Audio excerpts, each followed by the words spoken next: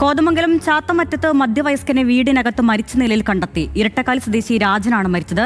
സംശയിക്കുന്നയാൾ പോലീസിന്റെ കസ്റ്റഡിയിലാണ്. കൊല്ലപ്പെട്ട രാജന്റെ സഹോദരി ഭർത്താവാണ് കൊലപാതകം നടത്തിയതെന്നാണ് പുറത്തുവരുന്ന വിവരം.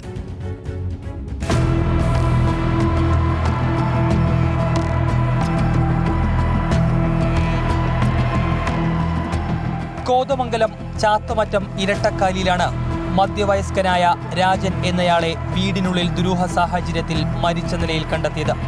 മുറിക്കുള്ളിലെ കട്ടിലിന് സമീപം രക്തത്തിൽ കുളിച്ച നിലയിൽ കമിഴ്ന്നു കിടക്കുന്ന നിലയിലായിരുന്നു മൃതദേഹം. രാത്രിയിലാണ് കൊല നടന്നത് എന്നാണ് പോലീസ് പറയുന്നത്.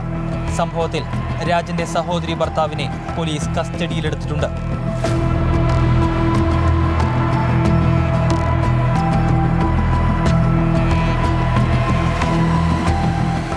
രാജനും സഹോദരി ഭർത്താവും തമ്മിൽ കഴിഞ്ഞ ദിവസം വാക്കേറ്റമുണ്ടായിരുന്നു.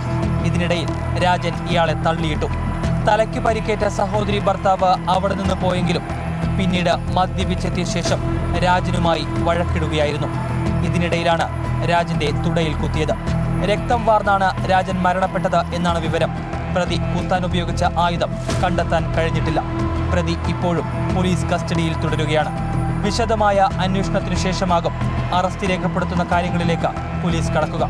ഇൻക്വസ്റ്റ് നടപടികൾ പൂർത്തിയാക്കിയ ശേഷം മൃതദേഹം പോസ്റ്റ്മോർട്ടത്തിനായി കളമശ്ശേരി മെഡിക്കൽ കോളേജിലേക്ക് മാറ്റിയിരിക്കുകയാണ്.